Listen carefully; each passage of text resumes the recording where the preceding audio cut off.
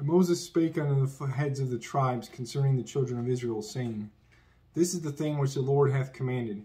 If a man vow a vow unto the Lord, or swear an oath to bind his soul with a bond, he shall not break his word.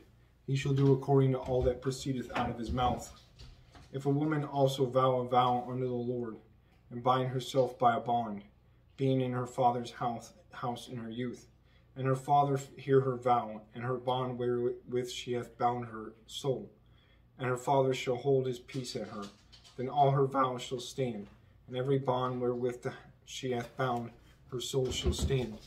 But if her father disallow her in the day that he heareth not any of her vows, or her bonds, wherewith she hath bound her soul, shall stand, and the Lord shall forgive her, because her father disallowed her.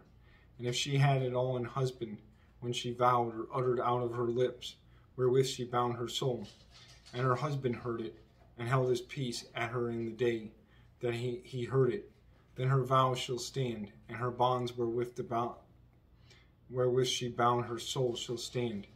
But if her husband disallowed her on the day that he heard it, then he shall make her vow which she vowed, and that which she uttered with her lips, wherewith she bound her soul, of none effect, and the Lord shall forgive her. But every vow of a widow, and of her that is divorced, wherewith they have bound their souls, shall stand against her.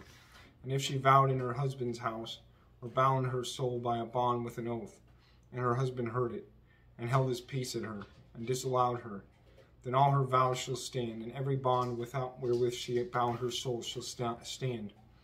But if her husband hath utterly made them void on the day that he heard them, then whatsoever proceedeth out of her lips concerning her vows, or concerning the bond of her soul, shall not stand.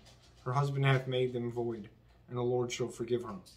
Every vow and every binding oath to afflict the soul, her husband may establish it, or her husband may make it void. But if her husband will altogether hold his peace at her from day to day, then he establisheth all her vows, or all her bonds which are upon her. He confirmeth them, because he held his peace at her in the day that he heard them. But if he shall in any ways make them void after that he hath heard them, then he shall bear her iniquity.